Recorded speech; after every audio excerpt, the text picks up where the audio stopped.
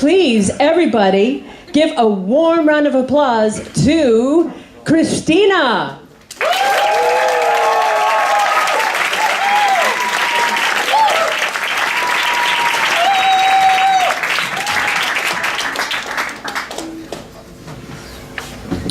Hi, people.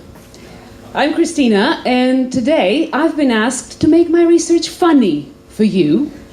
This should be no problem, because my research is already kind of a joke. So, that's fine.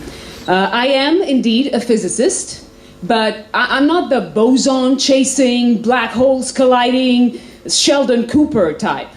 No. I took a wrong turn somewhere. I actually remember precisely when it was. It was 10 years ago. I was in the physics department.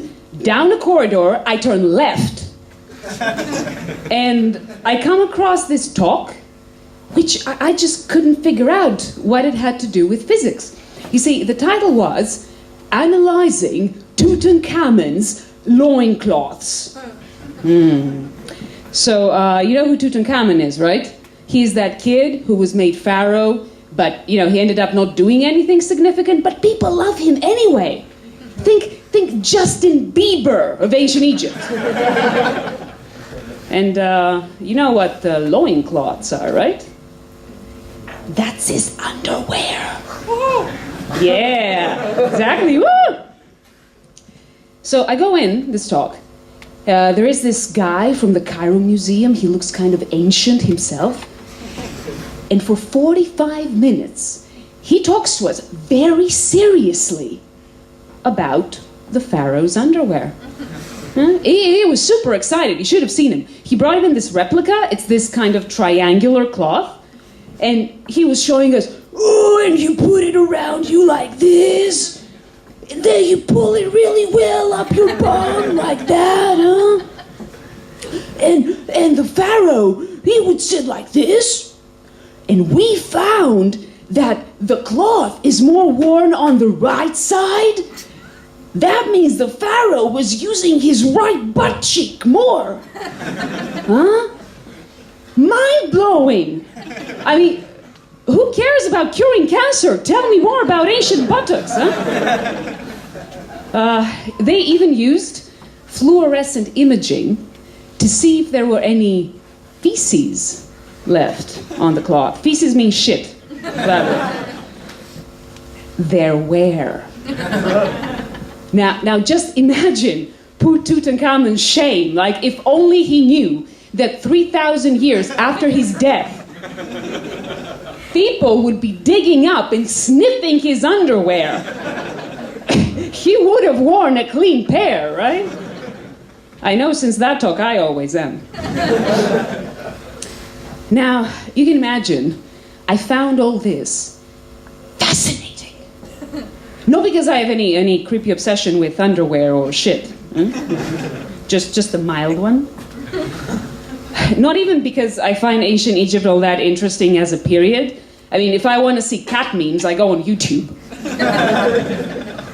I was actually fascinated because here is this guy using top-notch technology, from lasers to X-rays to electron microscopes, to analyze ancient underwear. I immediately knew this was the single most interesting, most pointless thing I could ever do with my life. That's what I talk to my psychologist about now, my choices. I found out that this branch of research is called archaeometry. It literally means to measure ancient stuff.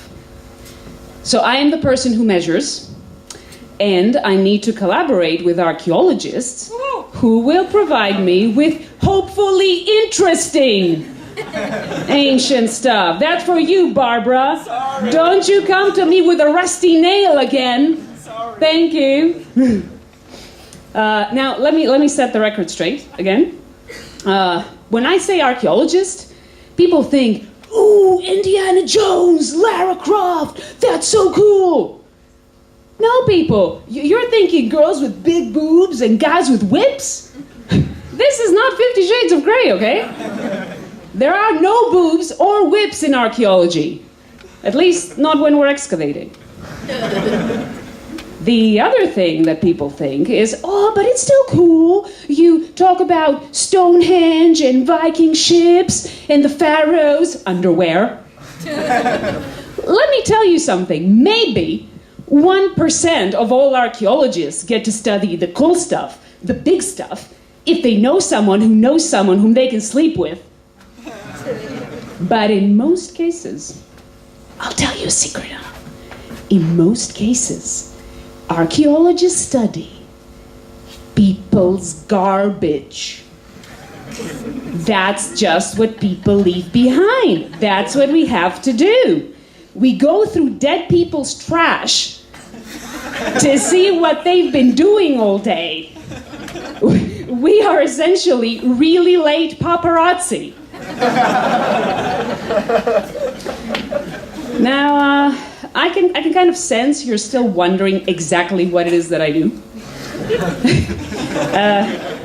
I can tell you, I don't work with underwear, unfortunately. No, I work with ancient bowls.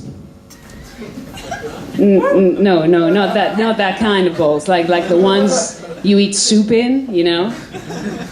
And I have to figure out what they mean, apart from the fact that people were eating soup at that time.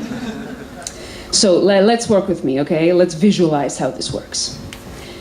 You're in your house. You go downstairs and put yourself a bowl of cereal. Boom! Bowl breaks. Millions of pieces. You throw it away. You don't give a shit. 3,000 years from today, an archaeologist comes. His name is Bob. Bob will find one piece of your bowl.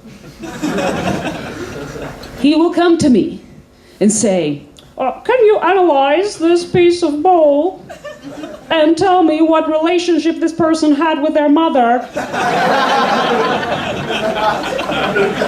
Yeah, Bob.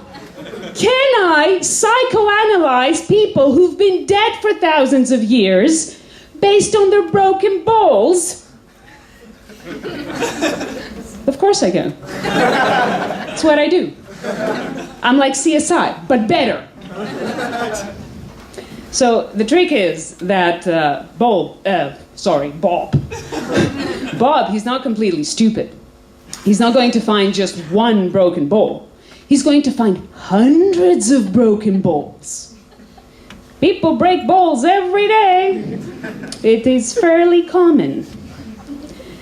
I will have to analyze all that stuff to see what they're made out of. And let's say 80% of them are all made the same way, like they've been mass-produced in IKEA or something.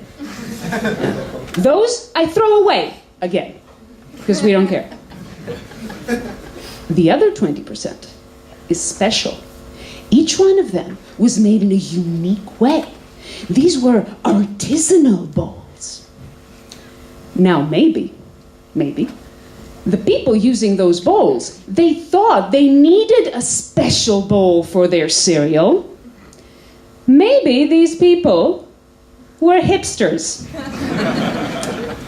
But maybe these poor hipsters, they've been neglected all their lives, and they needed to feel special through that bowl. So maybe their mummies didn't love them enough. Boom! In your face, Freud! It's not just about the penises, it's about the balls, too. So, I hope this is going to serve as a lesson to you whenever a person comes and says, oh, I'm doing archaeo stuff, I'm so important. You know what they do. They go through dead people's trash, they just touch people's bowls, they sniff dirty underwear. Thank you.